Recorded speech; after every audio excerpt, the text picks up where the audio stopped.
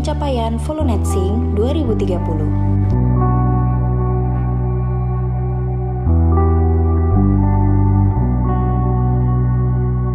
Hutan memiliki manfaat yang sangat besar bagi kehidupan makhluk hidup. Di antaranya sebagai penyedia bahan makanan, bahan papan, dan obat-obatan. Sebagai ekosistem, hutan mempunyai fungsi sebagai penyerap dan penyimpan karbon, penyedia oksigen melalui proses fotosintesis, penyimpan cadangan air, serta sebagai habitat tumbuh alami. Luas kawasan hutan tahun 2023 tercatat 125 juta hektar, di mana 68 juta hektar atau 56% diantaranya merupakan kawasan hutan produksi, dan 29,7 juta hektar atau 30% diantaranya merupakan kawasan hutan lindung. Konsep pengelolaan hutan secara berkelanjutan berbasis multi-usaha kehutanan, mulai dari hulu, hilir, pasar, sesuai dengan proses bisnis Direktorat Jenderal Pengelolaan Hutan Lestari. Pengelolaan hutan berkelanjutan harus mempertimbangkan 3 aspek, yaitu aspek ekologi, sosial, dan ekonomi. Dengan besarnya luas kawasan hutan serta manfaat sumber daya hutan, maka pengelolaan hutan secara lestari menjadi suatu keharusan demi menjaga kelestarian hutan dalam konteks pembangunan nasional. Oleh karena itu, multi-usaha kehutanan dalam pengelolaan hutan merupakan terobosan dengan pendekatan ekosistem hutan atau ekosistem base dan bentang alam atau landscape base. Pohon merupakan komponen utama ekosistem hutan yang memiliki kemampuan menyerap gas emisi rumah kaca, salah satunya karbon dioksida, dari atmosfer melalui proses fotosintesis dan menyimpan ke dalam bagian-bagian pohon seperti batang, akar, ranting, dan daun. Jumlah kandungan karbon pada bagian batang mencapai 50% dari berat kering batang pohon. Bahkan setelah batang pohon diubah menjadi produk hasil hutan kayu, kandungan karbon tetap berada di dalam kayu dan disimpan selama umur produk tersebut. Pemanfaatan hasil hutan kayu dari pohon yang telah mencapai suksesi hidup akan menghasilkan komoditas hasil hutan dan memberikan kesempatan pohon baru yang tumbuh untuk menyerap lebih banyak karbon dioksida di atmosfer dan terus berkembang menjadi pohon dewasa sesuai rotasinya, yang kemudian nantinya dapat ditebang dan dimanfaatkan sebagai simpanan karbon yang baru, serta menjadi sebuah siklus yang berkelanjutan. Apa saja sih manfaat multi-usaha kehutanan ini? Pengelolaan hutan berbasis multi-usaha kehutanan memiliki manfaat ekonomi, sosial, dan budaya. Antara lain, 1. Meningkatkan nilai lahan kawasan hutan dan nilai produk-produk hasil hutan. 2. Mendorong praktik-praktik pengelolaan hutan yang lestari dan berkelanjutan. 3. Meningkatkan kesadaran masyarakat terhadap pentingnya menjaga kelestarian hutan dan lingkungan alam. 4. Memberikan kesempatan kerja dan meningkatkan kesejahteraan masyarakat di sekitar hutan. Dan 5. Meningkatkan keterlibatan masyarakat dalam pengelolaan hutan. Kegiatan multi-usaha kehutanan yang dilakukan di dalam pengelolaan hutan akan melibatkan masyarakat dalam pengelolaan hutan, seperti dalam kegiatan ekowisata dan pengelolaan kehutanan rakyat. Konsep teknik silvikultur intensif atau sering disebut SILIN yang saat ini dikembangkan Indonesia merupakan salah satu cara terbaik dalam melakukan revitalisasi hutan alam pada hutan produksi.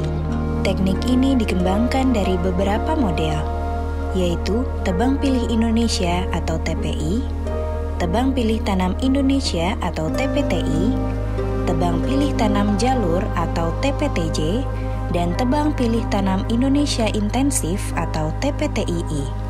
Teknik SILIN terbukti efektif dalam merestorasi tutupan lahan hutan di Indonesia.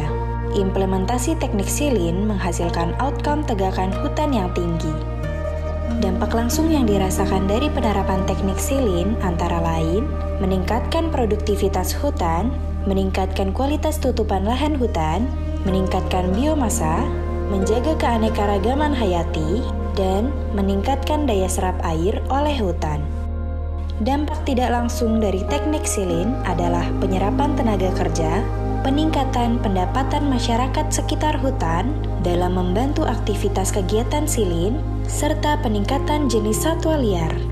Peran penting pengendalian kerusakan tegakan hutan dalam kegiatan pemanenan hutan menjadi sangat penting, terutama dalam mengurangi dampak akibat pemanenan, seperti mengurangi keterbukaan lahan akibat kesalahan arah rebah dan kesalahan pembuatan jalan sarat dan TPN, maupun kerusakan tegakan tinggal dalam hutan.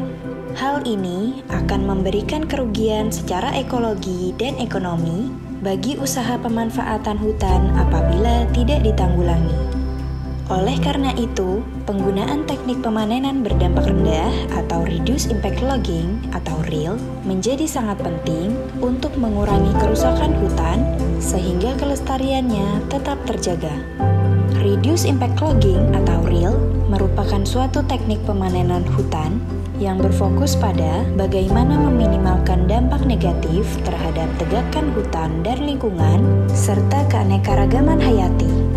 Setiap hasil hutan yang diperoleh dari usaha pemanfaatan hutan dilakukan pencatatan atau pendokumentasian hasil hutan, serta dilakukan pengukuran dan pengujian hasil hutan sehingga dapat dilakukan keterlacakan atas produk hasil hutan tersebut atau chain of custody.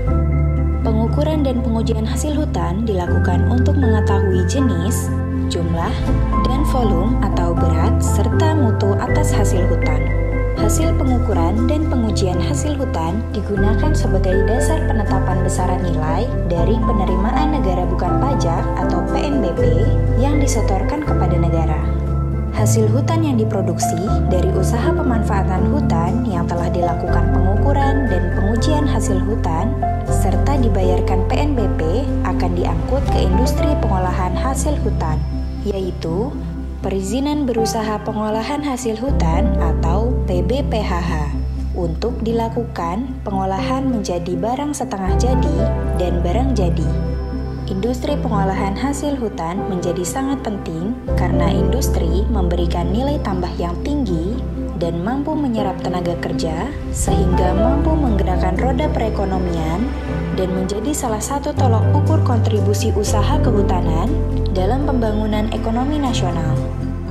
Komitmen para pihak dalam melakukan pemanfaatan hutan dan pemanfaatan hasil hutan ditujukan dengan berpartisipasi dalam program sertifikasi pengelolaan hutan lestari dan verifikasi legalitas dan kelestarian.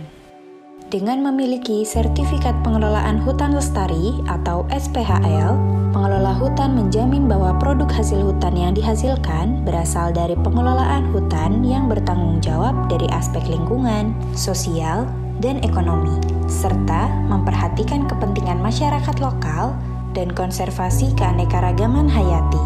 Selain itu, sertifikat ini juga dapat membantu pengelola hutan dalam meningkatkan akses ke pasar internasional yang semakin memperhatikan produk-produk hasil hutan yang dikelola secara lestari. Penguatan atas sertifikasi pengelolaan hutan lestari, maka terhadap setiap produk hasil hutan kayu yang diperdagangkan, baik di dalam negeri dan ekspor, wajib memiliki sertifikat legalitas dan kelestarian produk hasil hutan. Sistem verifikasi legalitas kelestarian atau SVLK merupakan sistem yang diterapkan oleh Kementerian LHK untuk memastikan kredibilitas penjaminan atas legalitas dan kelestarian hasil hutan, ketelusuran hasil hutan, dan atau kelestarian pengelolaan hutan, sehingga konsumen tidak perlu khawatir tentang legalitas dan kelestarian produk hasil hutan.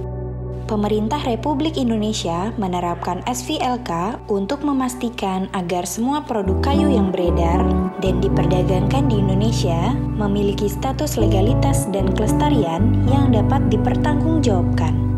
Dengan SVLK, para petani hutan rakyat dan masyarakat adat dapat menaikkan posisi tawar, produk kayunya dapat diterima di pasar nasional dan global.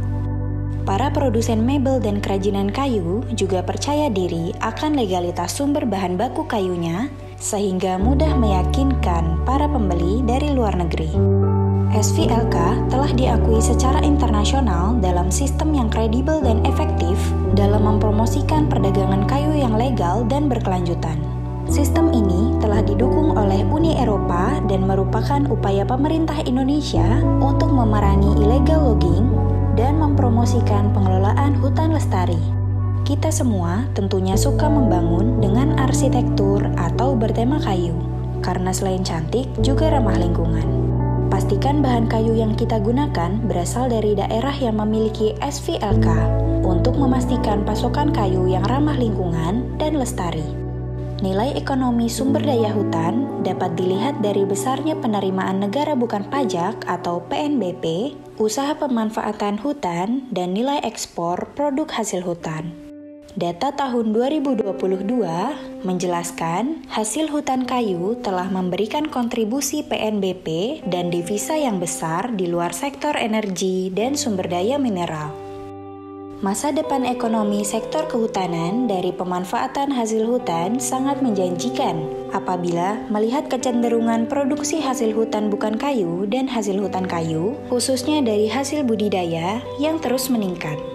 Saat ini, produksi hasil hutan kayu dari kawasan hutan sebagian besar diproduksi dari PBPH hutan tanaman, kemudian hutan alam, dan perum perhutani. Hal ini menjelaskan bahwa hutan tanaman budidaya memberikan manfaat secara ekonomi dan berkelanjutan secara ekologi. Oleh karena itu, untuk menjamin investasi PBPH dalam mengelola hutan secara lestari, prinsip 5 pilar pengelolaan hutan lestari menjadi sangat penting untuk dilaksanakan, yaitu kepastian kawasan, jaminan berusaha, produktivitas, diversifikasi produk, dan daya saing serta sinergitas menjaga hutan tetap sebagai hutan dengan melakukan penanaman kembali dan pemulihan kembali setelah pemanenan kayu. Indonesia berkomitmen mengurangi dampak perubahan iklim, salah satunya di bidang kehutanan dengan program Indonesia Volunet Sing 2030. Apa itu Indonesia Volunet Sing 2030? Indonesia Forestry and Other Land Uses atau VOLU Net Sink 2030 merupakan suatu kondisi di mana tingkat serapan karbon sektor kehutanan dan penggunaan lahan lainnya sudah berimbang atau bahkan lebih tinggi dari tingkat emisi yang dihasilkan sektor tersebut pada tahun 2030. Untuk mendukung VOLU Net Sink 2030, Direktorat Jenderal Pengelolaan Hutan Lestari melakukan pengelolaan hutan berkelanjutan berbasis multi usaha kehutanan yang berdaya saing dalam mendukung terwujudnya keberlanjutan sumber daya hutan dan lingkungan untuk kesejahteraan masyarakat. Aksi mitigasi bidang pengelolaan hutan lestari untuk pembangunan berkelanjutan dalam mendukung VOLU Net Sink 2030 yaitu mencakup yang pertama, multi usaha kehutanan mendukung efisiensi pengaturan ruang pada areal PBPH. Yang kedua, penerapan teknik silviculture intensif oleh PBPH, pemanfaatan kayu yang tumbuh alami. Yang ketiga, penerapan reduce impact logging atau RIL atau reduce impact logging carbon atau RILC. Yang keempat, pemanfaatan hutan melalui rehabilitasi rotasi.